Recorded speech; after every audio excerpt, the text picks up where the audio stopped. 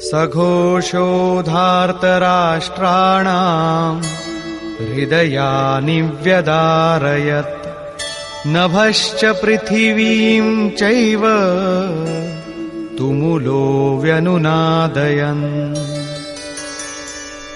उस घोर शब्द ने आकाश और पृथ्वी को भी शब्दायमान करते हुए धृतराष्ट्र पुत्रों के हृदय विदीर्ण कर दिए। सेना तो पांडवों की ओर भी थी, किंतु हृदय विदीर्ण हुए धृतराष्ट्र पुत्रों के। वस्तुतः पांचजन्य दैवी शक्ति पर आधिपत्य, अनंत पर विजय, अशुभ का शमन और शुभ की घोषणा धारावाही होने लगे तो कुरुक्षेत्र आसुरी संपद, बहिर्मुखी प्रवृत्तियों का हृदय विदीर्ण हो जाएगा। उनका बल शनैः शनैः क्षीण होने लगता है। सर्वथा सफलता मिलने पर मोहमयी प्रवृत्तियां सर्वथा शांत हो जाती हैं।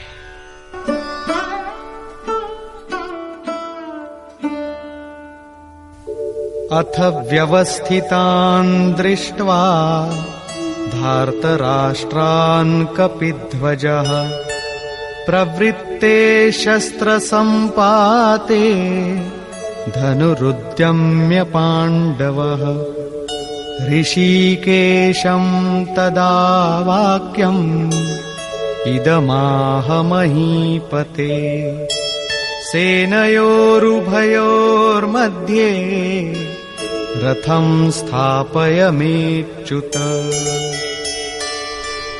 संयम रूपी संजय ने अज्ञान से आवृत्त मन को समझाया कि हे राजन, उसके उपरांत कपिध्वजः, वैराग्य रूपी हनुमान, वैराग्य ही ध्वज है जिसका। ध्वज राष्ट्र का प्रतीक माना जाता है। कुछ लोग कहते हैं ध्वजा चंचल थी, इसलिए कपिध्वज कहा गया, किंतु नहीं, यहां कपि साधारण बंदर नहीं, स्वयं हनुमान थे, जिन्होंने मान अपमान का हनन किया था। सममान निरादर आदरहीन। प्रकृति की देखी सुनी वस्तुओं से, विषयों से राग का त्याग ही वैराग्य है। अतः वैराग्य ही जिसकी ध्वजा है, उस अर्जुन ने व्यवस्थित रूप से धृतराष्ट्र पुत्रों को खड़े देखकर शस्त्र चलने की तैयारी के समय धनुष उठाकर ऋषिकेशम, जो हृदय के सर्वस्व ज्ञाता है, उन योगेश्वर श्री कृष्ण से ये वचन कहा, हे अच्युत, जो कभी च्युत नहीं होता, मेरे रथ को दोनों सेनाओं के बीच खड़ा करिए। यहां सारथी को दिया गया आदेश नहीं, इष्ट सद्गुरु से की गई प्रार्थना है, किस लिए खड़ा करें?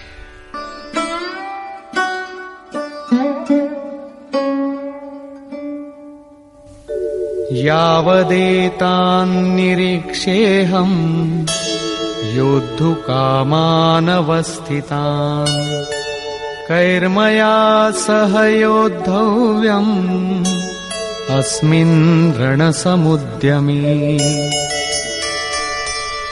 जब तक मैं इन स्थित हुए युद्ध की कामना वालों को अच्छी प्रकार देख न लूं कि इस युद्ध के उद्योग में मुझे किन किन के साथ युद्ध करना योग्य है, इस युद्ध व्यापार में मुझे किन किन के साथ युद्ध करना है। योत्स्यमानानवेक्षेऽहम् य एतेऽत्र समागताः धार्तराष्ट्रस्य दुर्बुद्धेर्युद्धे प्रियचिकीर्षवः। दुर्बुद्धि दुर्योधन का युद्ध में कल्याण चाहने वाले जो जो ये राजा लोग इस सेना में आए हैं, उन युद्ध करने वालों को मैं देखूंगा, इसलिए खड़ा करें। मोह रूपी दुर्योधन, मोहमयी प्रवृत्तियों का कल्याण चाहने वाले जो जो राजा इस युद्ध में आए हैं, उनको मैं देख लूं। संजय उवाच।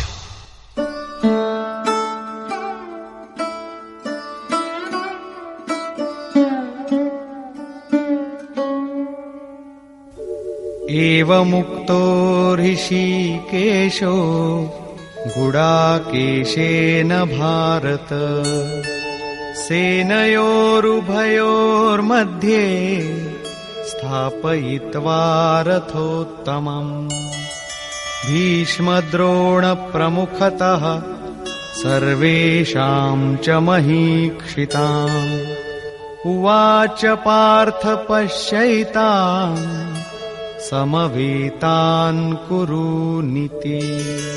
संजय बोला, निद्राजयी अर्जुन द्वारा इस प्रकार कहे जाने पर हृदय के ज्ञाता श्री कृष्ण ने दोनों सेनाओं के बीच भीष्म, द्रोण और महीक्षिताम शरीर रूपी पृथ्वी पर अधिकार जमाए हुए संपूर्ण राजाओं के बीच उत्तम रथ को खड़ा करके कहा कि पार्थ, इन इकट्ठे हुए कौरवों को देख, यहां उत्तम रथ सोने चांदी का रथ नहीं है।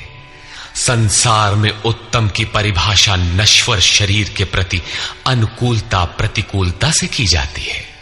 ये परिभाषा अपूर्ण है। जो हमारे आत्मा हमारे स्वरूप का सदैव साथ दे वही उत्तम है, जिसके पीछे अनुत्तम मलिनता न हो।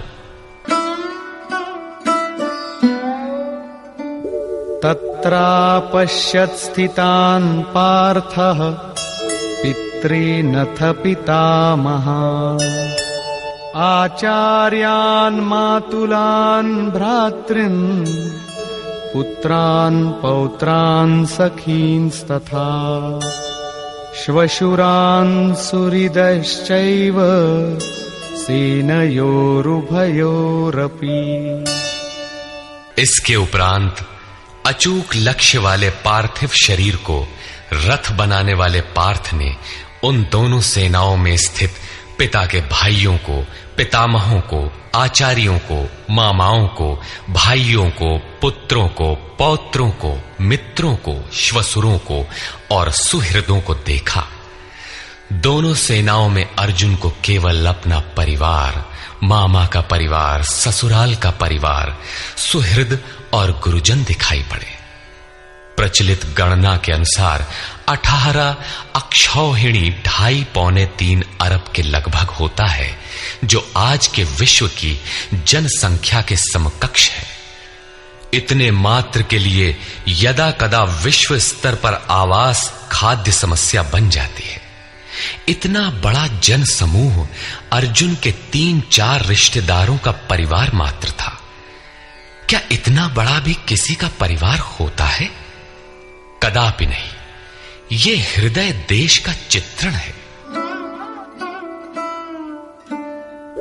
तान् समीक्ष्य स कौन्तेयः सर्वान् बन्धूनवस्थितान् कृपया परयाविष्टो विषीदन्निदमब्रवीत्।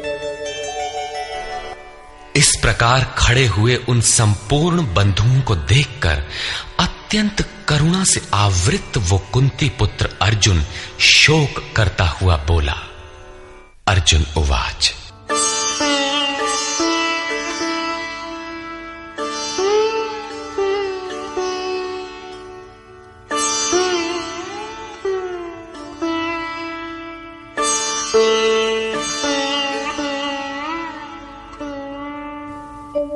दृष्ट्वेमं स्वजनं कृष्ण युयुत्सुं समुपस्थितम् सीदन्ति मम गात्राणि मुखं च परिशुष्यति वेपथुश्च शरीरे मे रोमहर्षश्च जायते।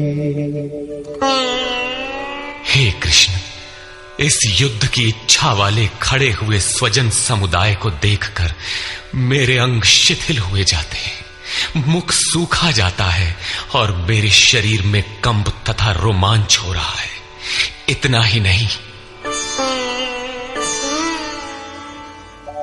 गांडीवं स्रंसते हस्तात् त्वक्चैव परिदह्यते न च शक्नोम्यवस्थातुं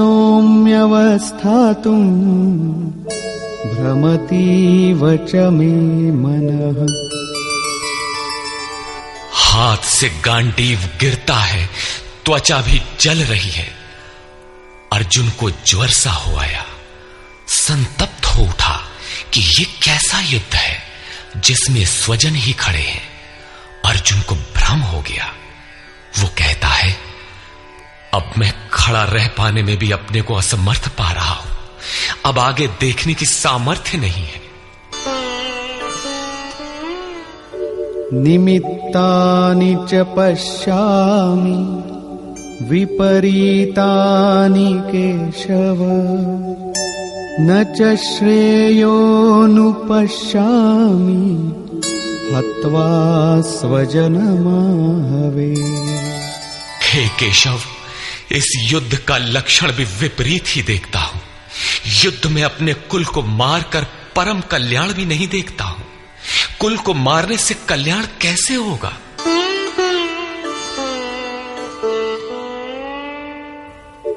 न कांक्षे विजयं कृष्ण न च राज्यं सुखानि च, किन्नो राज्येन गोविन्द किं भोगैर्जीवितेन वा।